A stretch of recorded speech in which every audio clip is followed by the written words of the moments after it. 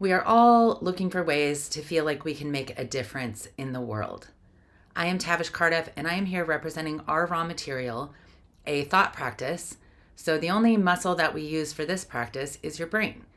If you can wrap your brain around this arena, these 12 pillars, and this practice, I promise it will change your life. I can't tell you exactly how. I think that's different for each person. And as we have practiced this, I can see it play out in so many different ways for each of the people who have tried it. My own personal experience is all I can speak from, but from there, I can give some guidance on how to best support your own ability to guide yourself through your threads of our raw material. Imagine yourself in an ancient arena, you at the center, 12 pillars, equidistant, all around you.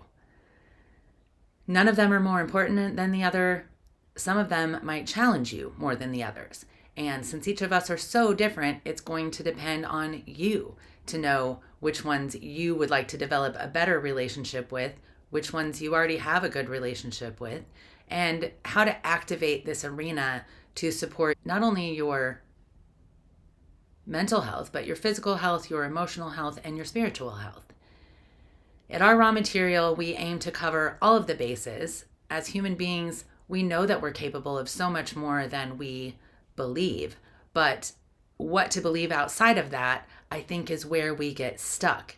Knowing something and believing it, the space in between those, are kind of like the difference between freedom and liberty. And I think each of these concepts come to us in different ways with different connotations, and it's that struggle, it's that conflict that lies in the middle of us understanding that this is one big tapestry and we're all connected. And we each have our own specific set of raw material that we came in with. And we can identify what we came in with, what our raw material is. Then we start to be able to take care of ourselves, explain ourselves, and interact with others in a way that is intentional and productive, which I think we could use a lot more of in the world.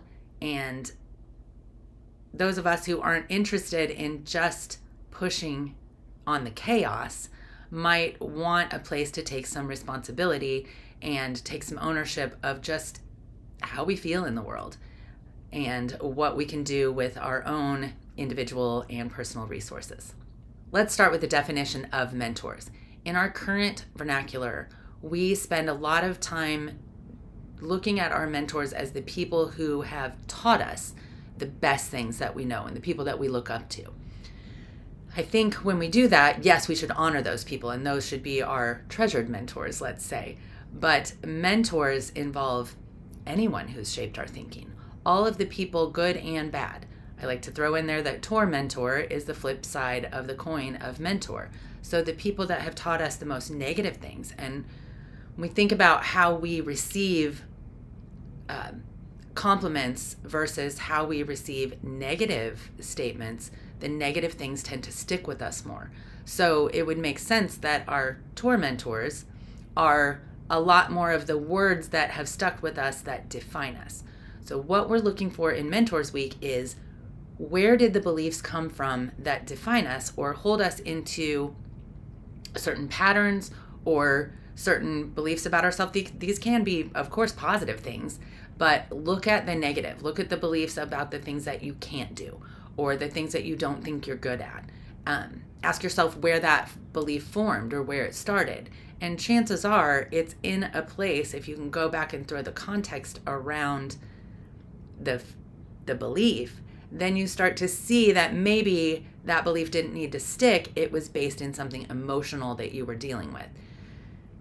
Untangling all these tiny little emotional moments that get stuck in our mind as a belief structure is where our raw material finds its sweet spot. So for each of us, once we see that structure, once we see the way that we really come together, we start to pull those fibers apart and see how we can put new breath, new energy into this space and fill those, physical cells, energetic space, pathways of how we form our thoughts, change all of that so that it actually benefits and helps us. emotion is the underlier of the mentors pillar. So the things that our mentors believed, told us, did to us, and just as a byproduct of being near what they were doing, made us believe. Our own mind has a responsibility on how we took things in and how we saw it in our, narrow perspective.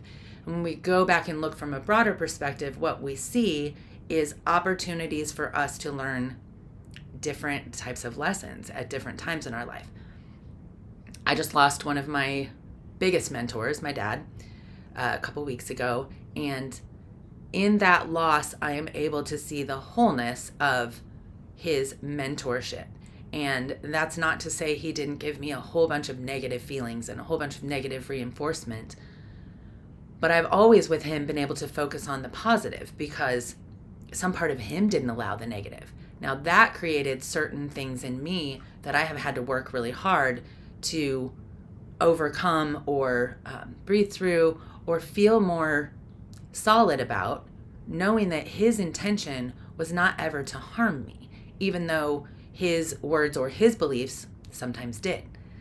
As a child, I think we run into that with our parents all the time. So our parents as mentors, even if a parent died before we got to meet them, their absence is the stuff of mentorship. What relationship do we hold with the thing that we didn't get, or the ideal about what this person might have been to us that we didn't get to experience? And that relationship right there with the idea of the person becomes something that is not only valuable to us, but tells us a lot about how we see, think, and feel in the world. I'm going to try to keep these short for this session, more like a how-to, but I wanted to expound a little bit on my dad just to say we've got to hold the people that have taught us in their own human wholeness, because if we don't, we're going to cancel everybody. There is nobody out here who isn't operating as a human being, meaning we are limited in our scope of our perspective. And so we can't possibly make all the right choices. We are a projection of energy that is part of a larger energetic being. I don't know how to describe it any further than that, other than I can feel that connection. So enter our raw material arena, get to know these pillars for yourself. Doesn't matter when you start, just wrap your brain around the arena. Practice guidance for this week. Even if you've already done it, sit down and create a mentors list. Several people have brought me theirs to show me, and they wind up doing more than is required. This is a stream of consciousness exercise. Start with the first people that shaped your thinking and just write down names. If you don't know the name, write down a description. Guy in red shirt is a good enough description to remind you of the situation. So let yourself be curious and open to what these things might mean in terms of your belief system, not how they affect your individual feelings, because we want to change the pattern that already exists and puts us into the emotional space that probably hurt us if we're holding on to it. Or if we want to touch to an emotional space that feels good and positive, some compliments that we got, those are definite spaces to go in and grab some resources to build yourself up and be able to breathe, inhale deeply, exhale with intention about everything that you want. Thank you so much for being here. I am Tavish Cardiff. I'll be back next week to talk about the first spiritual pillar, music.